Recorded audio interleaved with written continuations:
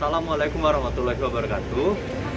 Saya Muhammad Hanif Pratama, NIM 18105244005. Di sini saya akan mempraktikkan cara mengajar dengan baik sebagai memenuhi tugas akhir mata kuliah micro teaching. Baik, assalamualaikum warahmatullahi wabarakatuh. Waalaikumsalam warahmatullahi wabarakatuh. Apa kabarnya adik-adik? Baik. Gimana keadaannya? Sehat? Sehat. Oh iya, sebelum kita mulai belajar, lebih baik kita pakai maskernya dulu ya, karena ini masih masa pandemi. Untuk memulai pelajaran hari ini, mari kita awali dengan berdoa terlebih dahulu. Berdoa dipersilahkan. Berdoa diizinkan. Nah, hari ini kakak akan menyampaikan materi seperti yang kakak sampaikan kemarin mengenai persebaran flora dan fauna di Indonesia. Kita melanjutkan materi kemarin ya. Untuk buku paketnya itu silakan buka halaman 73. Di sini kakak mau mempresensi terlebih dahulu. Siapa yang belum masuk? Tita, yang izin, Pak. yang sakit? Kita Oke, Tita apa keterangannya? sakit. Oke, Tita sakit ya. Ya. Ada lagi? Nah, ini Ismi, kenapa Ismi? Ada Masuk acara patah. keluarga. Ada acara ini keterangannya alfa atau izin ini? apa-apa. Alfa, Ismi alfa. Terima kasih ya.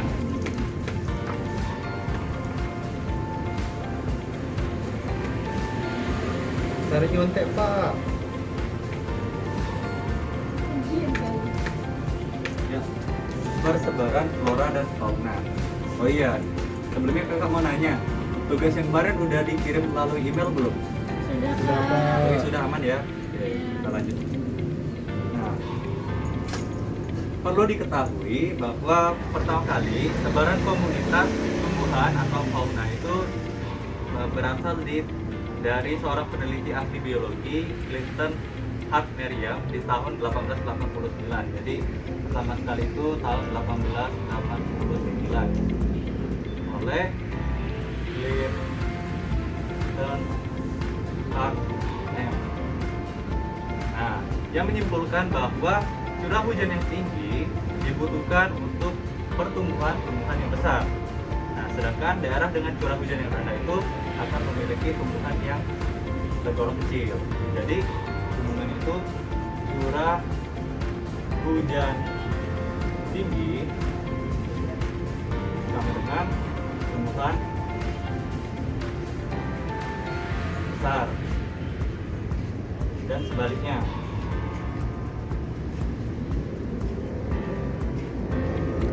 Oh ya, jangan lupa dicatat ya. Kak. Lanjut ya. Nah, pengelompokan fauna atau dan flora itu juga ada pengelompokannya yang disebut sebagai bioma. Bioma yakni pengelompokan komunitas yang berdasarkan lintang atau temperatur serta jenis organisme yang dominan pada kelompok tersebut. Nah, bioma ini sendiri ada berbagai macam. Oke. Yang pertama itu ada bioma hutan, hujan, tropis. Nah, hutan hujan tropis ini tuh contohnya itu ada di Indonesia. Nah, dengan karakteristik terdapat ribuan jenis vegetasi yang berbeda dalam satu bioma ini. Nah, bioma ini tuh terletak di kawasan ekuator atau khatulistiwa.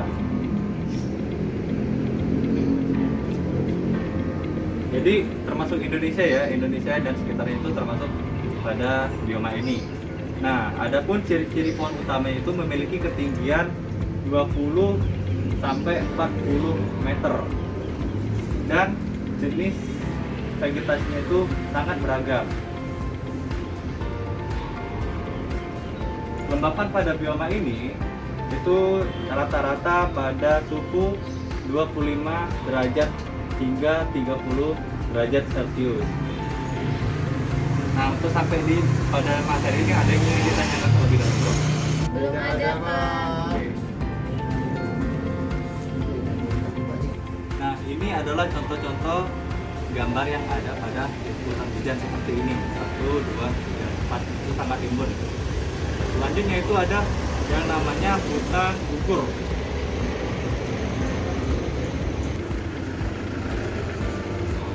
Nah, hutan gugur ini memiliki curah hujan sepanjang tahun itu antara 750 sampai dengan 1000 mm per tahun.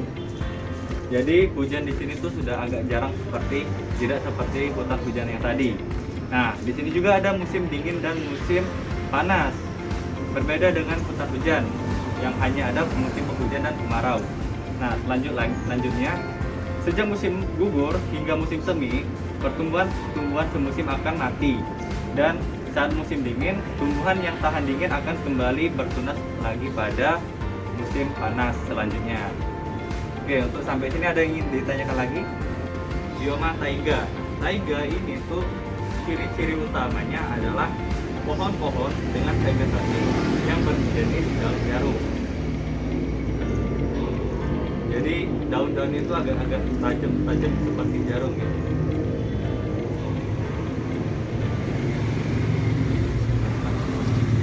Contoh pohon yang ada di sini tuh antara lain adalah pohon spruce,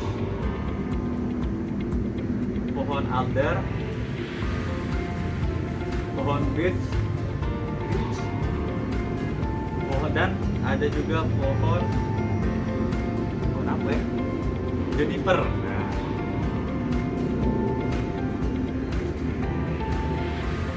pada hutan taiga itu kebanyakan terdapat di bumi bagian utara, bumi belahan utara, seperti di Amerika Utara, Rusia, dan Eropa bagian utara. Yang terakhir, masa Pak, izin, pertumbuhan. Pak. Oh iya. Jadi di Indonesia itu nggak ada hutan taiga ya? Nah, kalau di Indonesia itu tidak ada, soalnya hutan taiga ini sudah ada pada daerah yang beriklim dingin. Sedangkan Indonesia itu iklimnya tropis. Dan oke, tidak apa-apa. Masa pertumbuhannya itu berlangsung selama 3 sampai 6 bulan. Nah, berbeda dengan hutan hujan yang ada di Indonesia itu kan sepanjang tahun dia tumbuh. Nah, sedangkan kalau di hutan gugur tadi ada musim gugur, ada musim semi. Sedangkan kalau di situ pertumbuhannya itu berlangsung selama 3 sampai 6 bulan. Masih ada yang ingin ditanyakan lagi? Monggo sih, jawab. Silakan.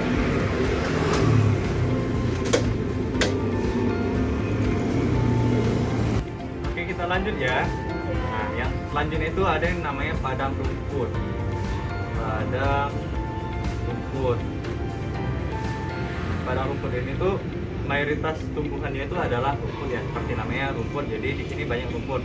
Nah, padang rumput ini tersebar di daerah tropis hingga subtropis dengan curah hujan rata-rata berkisar 250 sampai dengan 500 mm per tahun. Nah, hujan yang tidak teratur sehingga porositas tanah pada daerah ini tuh lebih tinggi sehingga mengakibatkan tumbuhannya tuh sulit menahan air.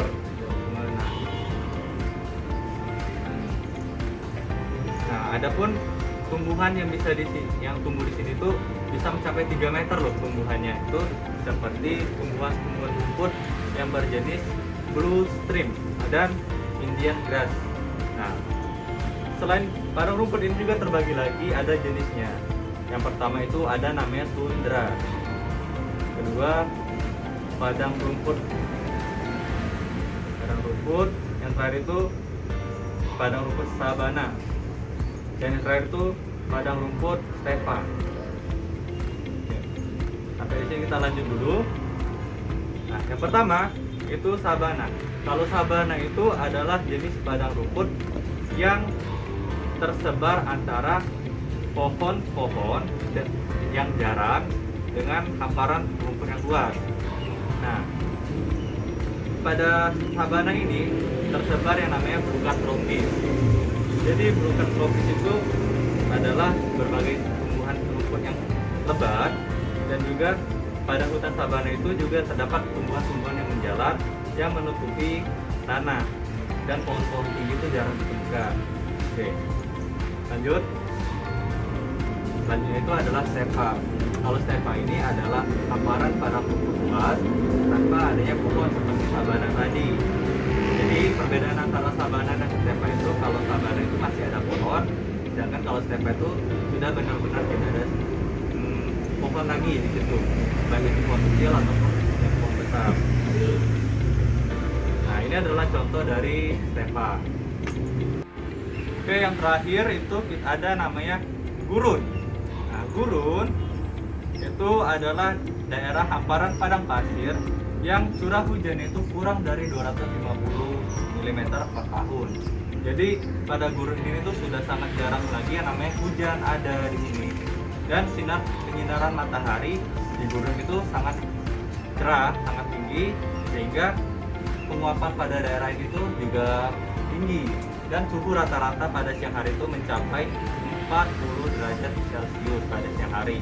Dan kalau pada malam hari itu suhunya kontras turun. Jadi di sini tuh sangat dingin sekali pada malam hari. Dan tumbuhan yang hidup di sini itu adalah tumbuhan yang bisa menyerap air banyak seperti kaktus, berdaun jarum kecil, hampir tidak terlihat. Oke. Assalamualaikum. Waalaikumsalam. Oke. Masuk. Saipan.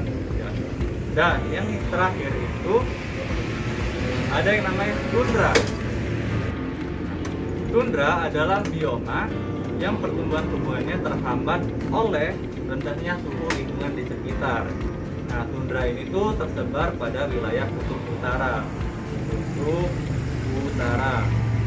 Nah, pada wilayah ini penyinaran mataharinya itu sangat jarang.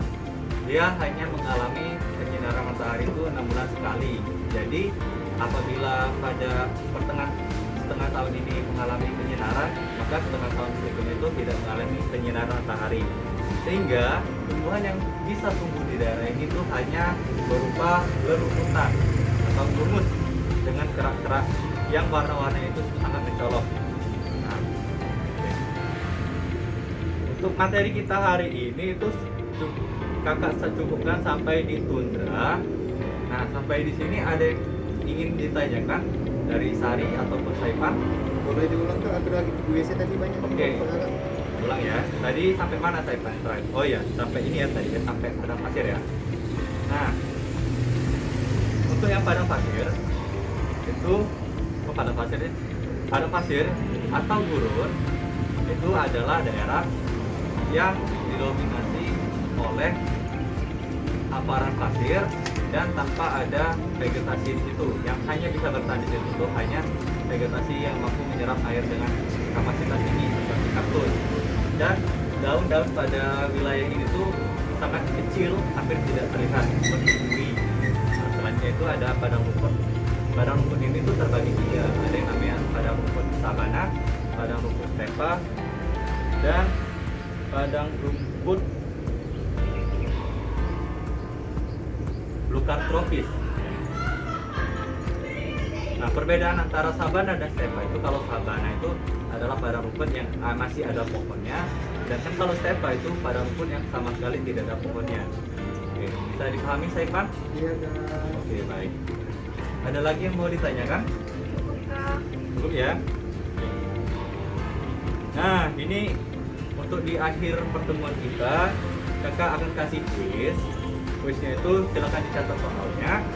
Nanti paling lambat 2 hari, ini hari Rabu, nanti hari Kamis besok dikumpul paling lambat di email kakak. Emailnya apa, Kak? Oh, emailnya mhanif2009@gmail.com. Nah, ini kuis ini sebagai kuis pengganti nilai ulangan harian ya. Oke. Silakan dicatat soalnya, paling lambat besok dikerjakan pada kertas lebar lalu difoto ya. Iya, Kak.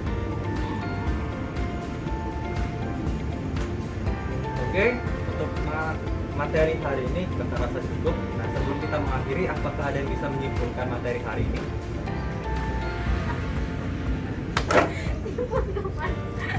Kamu beda. Diam ya. Kamu diam ya. Oh, Diam ya. aduh ya, diberi. Oke, kalau misalkan memang tidak ada yang bisa menyimpulkan, akan kakak simpulkan sendiri. Nah, materi hari ini itu kita persebaran flora menurut bioma. Berdasarkan bioma itu ada 6 bioma. Yang pertama itu ada bioma hutan hujan tropis, oke. Terus hutan gugur, hutan taiga, hutan padang rumput, sabana, stepa, gurun, dan terakhir tundra. Oke. Jelas ya? Nah, untuk pertemuan minggu depan itu kita akan membahas mengenai persebaran fauna. Baik, kalau karena sudah selesai pertemuan kita tutup dengan, sekarang kita membuka dengan doa. Mari kita tutup dengan berdoa kembali. Berdoa dimulai. Berdoa cukupkan. Ya. Akhir kata kakak tutup. Wabillahi taufiq wal hidayah. Wassalamualaikum warahmatullahi wabarakatuh. Waalaikumsalam warahmatullahi wabarakatuh.